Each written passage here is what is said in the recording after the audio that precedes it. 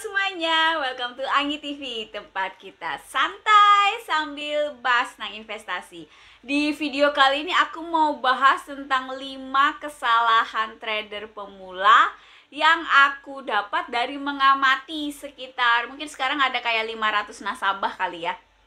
Nah, apa aja 5 kesalahan yang aku amatin dari para nasabah-nasabahku tercinta ini yang masih pemula. Oke, ayo aja langsung kita mulai. Yang pertama itu adalah kebanyakan newbie itu punya ekspektasi yang tidak realistis tentang pasar saham. Jadi ekspektasi untungnya itu berapa persen dalam 1 tahun. Karena aku tahu banyak kayak gembar-gembor di luar sana yang menggambarkan bahwa kayak saham itu, ini adalah cara cepat menjadi kaya. Bahkan ada yang ngomong kayak, oh kamu nggak perlu ngerti apa-apa, mungkin ikut premium aja, nanti terus kamu tinggal beli jual, lalu terus kamu profit gitu ya. Terus untungnya ada yang bilang, ratusan persen di saham setahun itu biasa, aku nggak heran. Ya, tentunya ada beberapa individual yang memang bisa, terutama kalau mereka agresif ke market untuk bisa punya cuan yang fantastis seperti itu. Tapi perlu diingat mereka pasti itu punya track record. Mereka memang orang yang misalnya cocok untuk day trading gitu ya, punya waktu dan memang berdedikasi untuk belajar menjadi scalper dan segala macam. Tapi itu bukan berarti kamu harus menjadi scalper, apalagi di tahun pertama kamu di pasar modal. Itu adalah mimpi buruk. Oke, please jangan punya ekspektasi yang seperti itu kalau kamu mau selamat dan lama umurnya di pasar modal ya. Yang biasanya aku saranin ke nasabah itu, kalau ini kayak tahun pertama kamu itu adalah kamu nggak rugi aja itu udah bagus. What? Kita nggak langsung ngomong cuan, Mbak? Enggak, maaf. Sekali lagi berdasarkan 500 nasabah yang aku kenal, ya maksudnya yang ada dalam kayak asuhan kayak gua mama. Tapi kamu tahu lah ya maksudnya, yang sering nanya-nanya ke aku, yang sering aku ngobrol dan segala macem, curhat dan segala macem, itu aku sadar bahwa ekspektasi yang berlebihan dari pasar modal itu biasanya berujung kepada kemalangan, alias kamu nyangkut, rugi, atau duitnya hilang. Jadi kalau tahun pertama kamu itu udah 0% misalnya di pasar modal gitu ya, cuma misalnya duitnya nggak kemana-mana atau minus-minus dikit, cuan-cuan dikit, itu jangan kecil hati, emang yang normal itu begitu. Jadi please tolong punyalah ekspektasi, set ekspektasi kamu ke pasar modal itu yang realistis.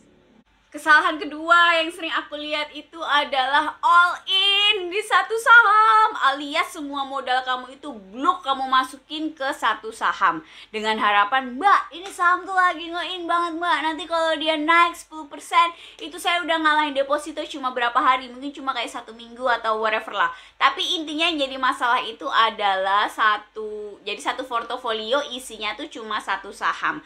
Itu bener-bener berabeh banget, masalah banget, karena akhirnya begitu portofolio kamu itu mess up, begitu misalnya sahamnya itu salah, kamu expect dia naik, ternyata dia turun, dan biasanya itu bukan kamu yang expect, lebih tepatnya ada pihak yang bilang ke kamu kalau ini bakal naik gitu ya, terus kamu ikutan, semua uang kamu masukin situ, akhirnya begitu itu salah, kamu cuma bisa memble. Karena biasanya newbie itu kan pasti analisanya belum bagus gitu kan terhadap pasar modal, dia biasanya cuma denger-denger aja gitu tentang saham-saham tertentu.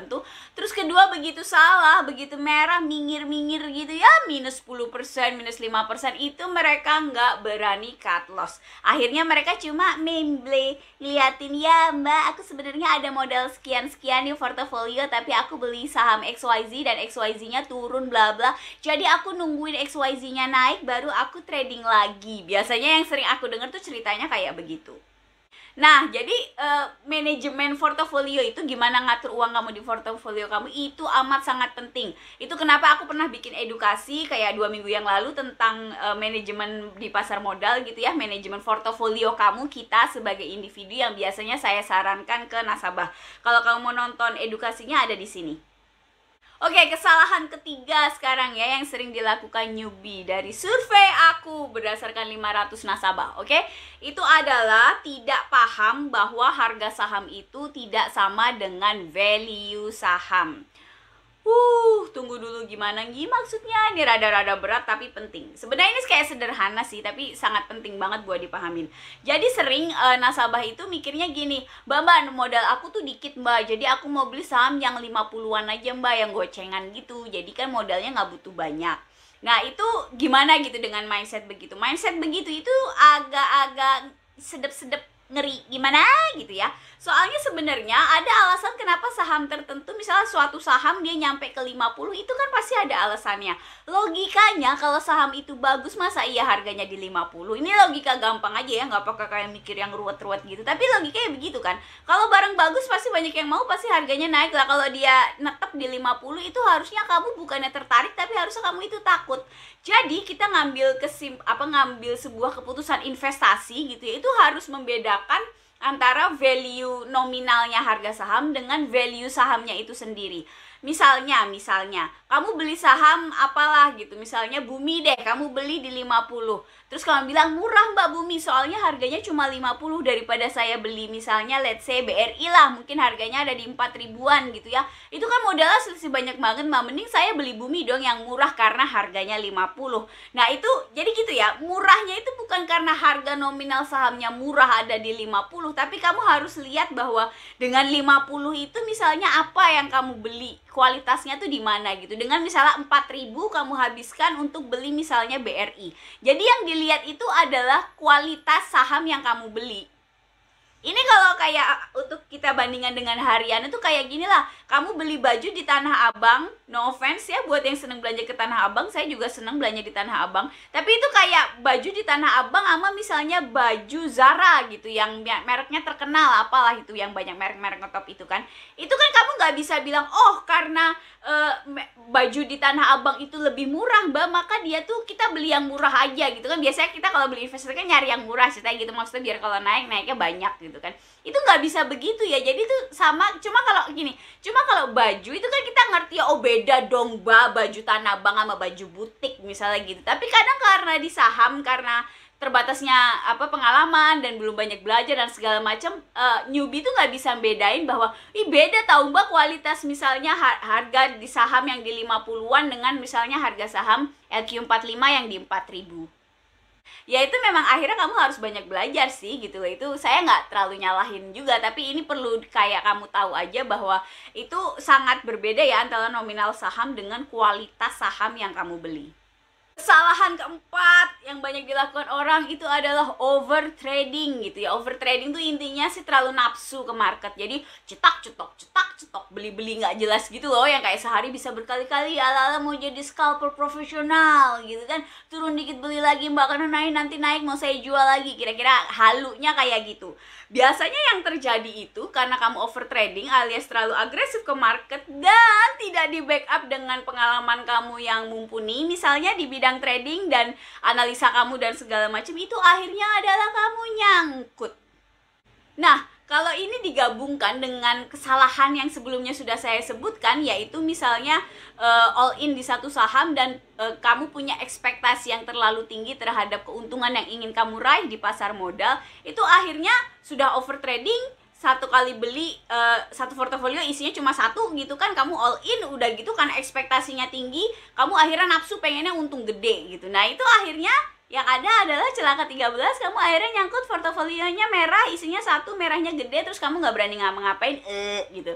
Itu ya dengan sangat menyesal, itu memang banyak sekali sering terjadi gitu loh. Dan antidotnya gitu, obatnya tuh ya cuma satu, belajar dan belajar. Sorry aja ternyata tidak ada jalan pintas. Nah, kalau kita lanjutin lagi nih gitu kan. Tadi udah over trading, cuma satu isi portofolionya kan all in gitu.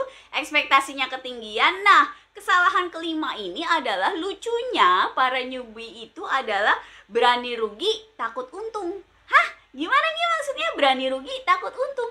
Iya, jadi kalau misalnya pernah nggak kamu ngerasain gini, saham kamu nyangkut gitu kan, merah nih gitu. Begitu merah kamu tuh nggak berani, waktu masih 5% kamu aduh masa cut loss rugi mbak 5%, saya nggak mau gitu. Akhirnya kamu nunggu lagi, akhirnya jadi minus 10%. Terus kamu aduh mbak udah gede. Terus akhirnya karena kamu ragu tahu-tahu sudah 20% gitu minusnya. Itu akhirnya kamu ya mbak udah kegedean minusnya, saya nggak mau cut loss, nggak mau cut loss. Akhirnya kamu tungguin kan, misalnya terjadi keajaiban, derereng, harga sahamnya misalnya balik gitu kan, terus akhirnya jadi plus gitu, jadi positif gitu kan, positifnya tuh udah positif 3%. Itu begitu positif 3%, kamu langsung yang, wah aku mau jual aja daripada nanti merah lagi, mumpung hijau jebret mau aku jual. Apa yang masalah dengan tingkah kayak begini coba? Pernah nggak kamu mikir, kalau kamu rugi, pas kamu rugi, kamu tuh berani loh nanggung kerugian sampai 20%. Waktu kamu rugi 3%, 5%, kamu nggak berani cut loss. Tapi begitu hijau, begitu profit, kamu baru 3% aja tuh pantatnya udah gatel gitu kan, jarinya tuh udah gatel. Aduh, aku pengen klik sell, mau sell sekarang gitu, biar jadi duit deh, biar cepet masuk kantong. Padahal kamu kalau rugi berani 20%. Nah, ini adalah sebuah logika yang kebalik. Harusnya itu kamu dengan asumsi ini masuknya bener lah ya. Maksudnya kamu nggak asal kayak ikut-ikut orang dan segala macam. Tapi sebuah trading plan yang baik itu harusnya kalau rugi itu sedikit, kalau untung banyak. Jadi harusnya itu dibalik. Misalnya, saya nggak nyuruh cut loss nih ya. Tapi misalnya kalau cut loss, kalau misalnya turun 5%, kamu cut loss. Tapi begitu naik, misalnya kamu jualnya di 10 atau 15%. Nah, itu berarti kan kamu risknya kayak 5%. Ini angka ngaco ya, jangan ditiru, ntar disangka saya ngasih rekomendasi harus begitu lagi tradingnya. Enggak, ini angka ngaco, tapi logika berpikirnya yang aku pengen kamu tuh nangkep. Jadi begitu cut lossnya 5%, begitu take profitnya itu paling nggak 2 kali cut lossnya yang udah kamu siapin ini. Kalau cut lossnya 5%, ya kamu harus take profitnya paling nggak 10% lah. Baru itu namanya sebuah trading plan yang worth it buat dieksekusi. Karena take profitnya itu, potensi untungnya itu jauh lebih besar daripada resiko yang harus kamu tanggung dengan membeli saham tersebut. Nah, dari semua 5 kesalahan ini yang aku ceritain di sini, nomor berapa yang kamu pernah lakukan? Atau kamu pernah ngelakuin semuanya? Aku pribadi sih pernah ngelakuin semuanya, terus terang aja gitu. Jadi ini aku bukannya kayak ngecengin atau gimana, karena aku dulu juga begitu, aku tahu prosesnya begitu, dan ya maaf memang begitu prosesnya gitu ya. Kan aku udah kayak 6 tahun gitu belajar saham, jadi ya dosaku, kesalahanku sudah cukup banyak juga, makanya aku bisa sharing dan ketawa-ketawa di sini. Itu memang prosesnya begitu. Dan obat dari semua kesalahan-kesalahan ini sebenarnya tuh cuma satu, edukasi, alias belajar. Nah, kalau kamu tertarik mau misalnya belajar saham sama aku, mau nanya beneran di review, kamu minta aku review saham apa, kamu bisa hubungi aku di Instagram, karena aku punya sesi edukasi bersama umum dan nasabah aku juga yang di RHB Sekuritas, itu setiap Kamis malam. Oke, jadi kalau kamu mau ikutan, welcome to join, silakan untuk join. Kamu hubungin aja aku di Instagram, nanti aku kasih linknya. Oke semuanya, jangan lupa like, subscribe, dan nyalain loncengnya biar kalau aku upload video nanti kamu dapat notifikasinya. Oke, I'll see you in the next video. Ciao.